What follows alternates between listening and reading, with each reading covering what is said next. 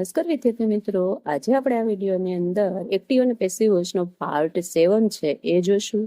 તો આગળના વિડીયોની અંદર આપણે પ્રેઝન્ટ પરફેક્ટ ટેન્સ એટલે કે પૂર્ણ વર્તમાન કાળ જોયો હતો, એના આકાર અને નકાર વાક્ય જોયા હતા. તો આજે આ વિડીયોના અંદર છે આપણે પ્રશ્નાર્થ વાક્યથી શરૂઆત કરીશું.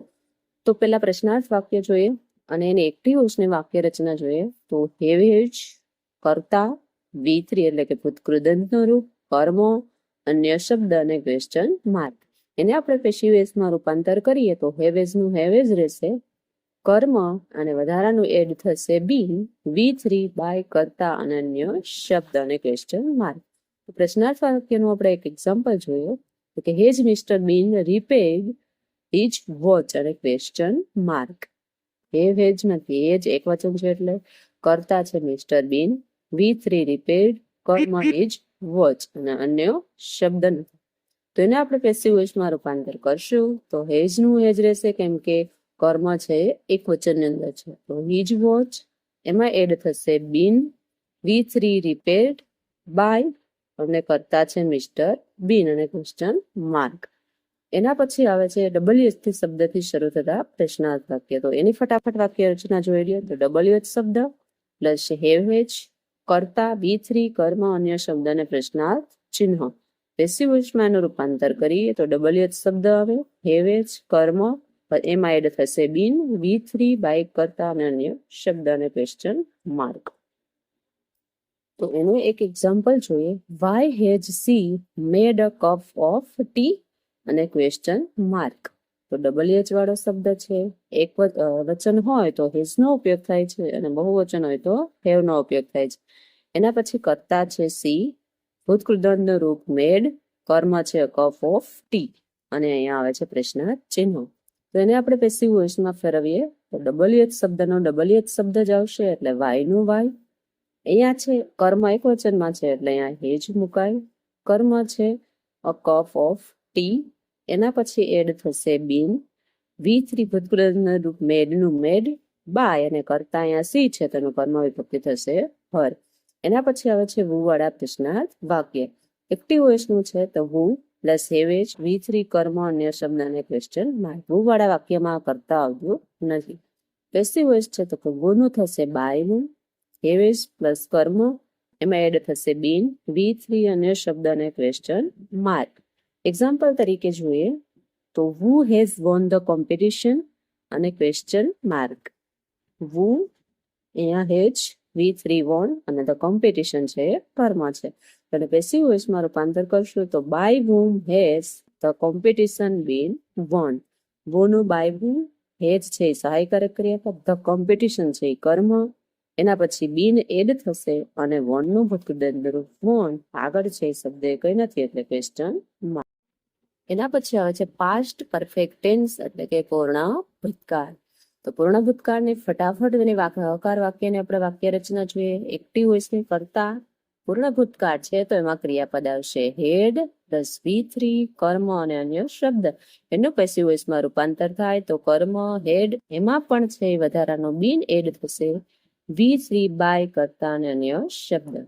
એક્ઝામ્પલ તરીકે જોઈએ તો my mother had taken breakfast before they સિંગ.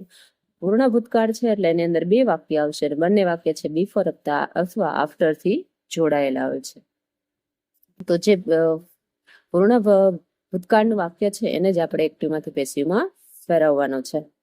તો માય મધર છે એ કર્તા છે, હેડ છે એ સહાયકારક ક્રિયાપદ, V3 ટેકન ને બ્રેકફાસ્ટ એ કર્મ છે. તો બિફોર ધે સિંગ એ વાક્ય એમને જ રહેશે.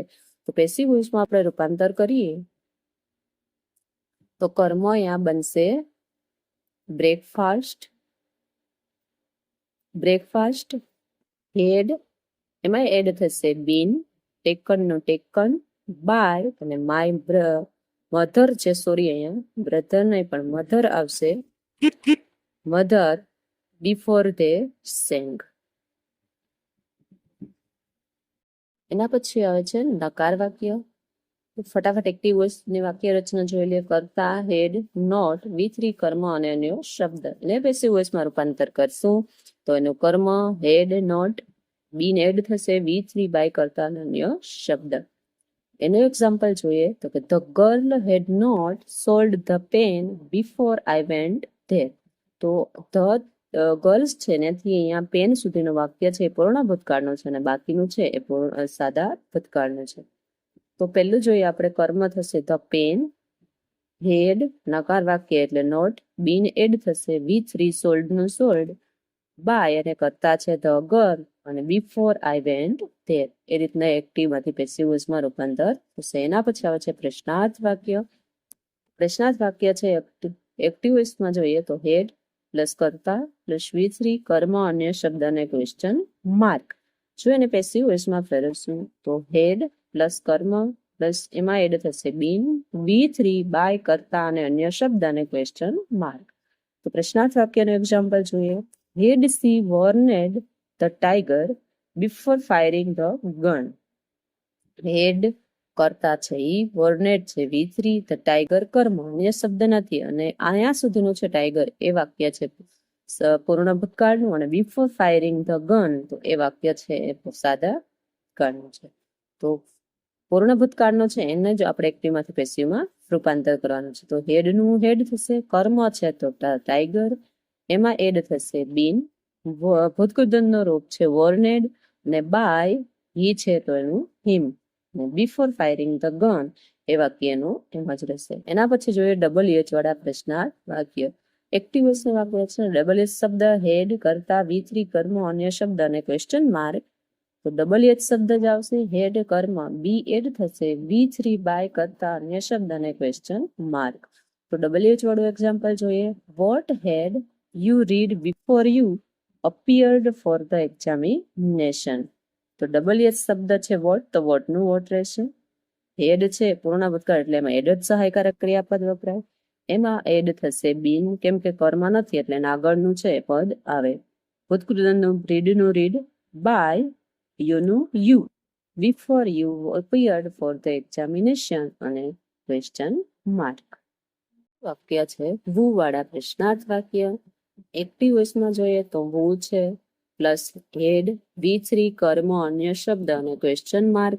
એને આપણે પેસિવ વોઇસમાં રૂપાંતર કરશું તો વુનું થશે બાય વોમ, હેડનું હેડ, V3 એમાં એડ થશે બી કર્મ પછી બીન, V3 પ્લસ અન્ય શબ્દ અને ક્વેશ્ચન માર્ક. તો એક્ઝામ્પલ તરીકે જોઈએ. Who had broken the glass when I went outside. તો વુ છે એનું થશે બાય વુમ, હેડ સહાયકારક ક્રિયાપદ, પછી એના કર્મ છે ધ ગ્લાસ, બીન છે એડ થશે, V3 છે બ્રોકન નું બ્રોકન, એના પછી અન્ય શબ્દ તો નથી તો બીજું સેન્ટેન્સ છે van I went out side જે પૂર્ણ ભૂતકાળનો છે એને જ આપણે એક્ટિવમાંથી પેસિવમાં ફેરવવાનો છે. એના પછી એક લાસ્ટ સેન્ટેન્સ જોઈ લે. Which of the team had won the match. Which વાળું વાક્ય જો ક્યારેક પૂછાઈ જાય તો વિચ છે તો એમાં by which of the team had the match કર્મ છે અને બીન એડ થશે. એના પછી આવે છે વોનનું ભૂતકૃદનનું રૂપ વોન અને ક્વેશ્ચન માર્ક. તો અહીંયા વિદ્યાર્થી મિત્રો આપણે એક્ટિવ અને પેસિવ વોઇસનો ટોપિક છે પૂર્ણ કરીએ છીએ. 1 થી 7 આગળના 1 થી 6 પાર્ટ જેને જોવાના બાકી હોય તે બધા છે પાર્ટ જોઈ લેજો. જો તમને વિડીયો પસંદ આવે તો લાઈક કરો, સબસ્ક્રાઇબ કરો અને અન્ય વિદ્યાર્થી મિત્રો સુધી શેર કરો. Thank you for watching this video.